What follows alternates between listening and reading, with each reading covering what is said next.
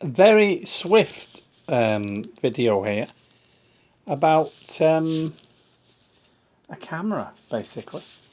A friend of mine, Billy, knocked at the door a few days ago, and he said, "Oh, I'm glad you're in. I've got something for you." I said, "Oh, great, what's that?" And he carried back to the door in a plastic shopping bag this this particular camera. It's a Pentax. You see the lens is a super multi-coated Takuma 55mm f1.8, and I thought, oh, is it a Spotmatic? And on the top it just says it's an SL. I was kind of puzzled about what an SL is. Is it a Spotmatic? Was it before the Spotmatics? It's got a weird little cutout in the speed dial there. Anyway, a little look on Wikipedia confirmed that this is indeed a Pentax Spotmatic.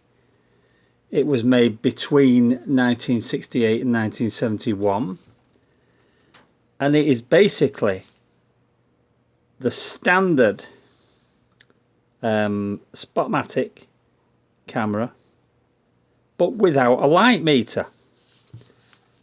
Look, no battery compartment, no light meter. A Spotmatic with no light meter. It's like selling a car without an engine. Well, Pentax made this particular model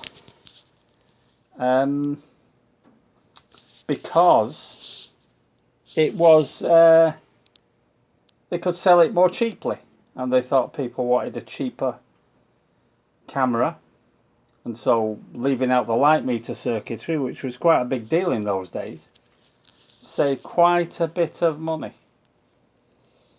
So it's basically a standard Spotmatic, the original Spotmatic, with no light meter. It does have the self-timer.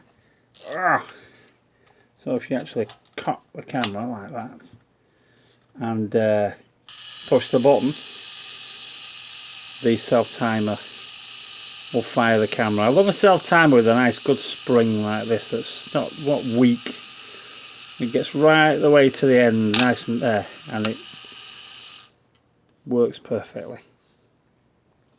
So yeah, there you go, a Pentax Spotmatic SL, a light meterless Spotmatic.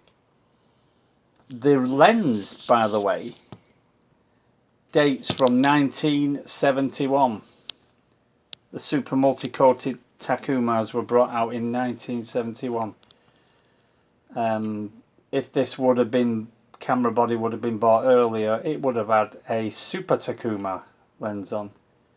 So it looks to me like this camera body was probably bought right at the end of this particular camera's life, and it was paired with the standard lower cost lens of the time, which was the super multi-coated Takuma 55mm 1.8.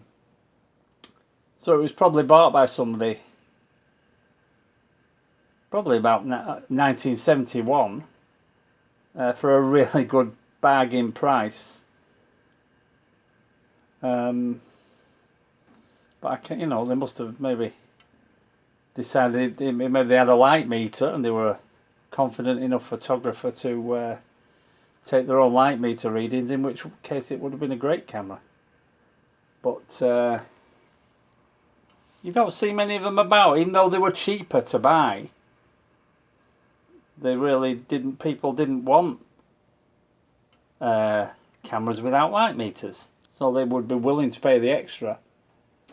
Because Nikon brought a Nikon out that had no light meter, and they sold hardly any of them, and it's by far the rarest of the Nikon mats, the one without the light meter.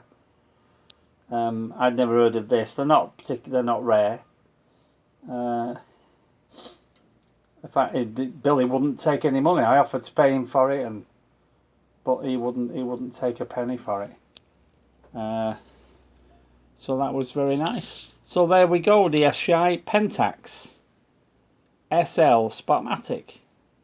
Little piece of history for the camera stand. Okay, thanks for watching. See you next time. Bye.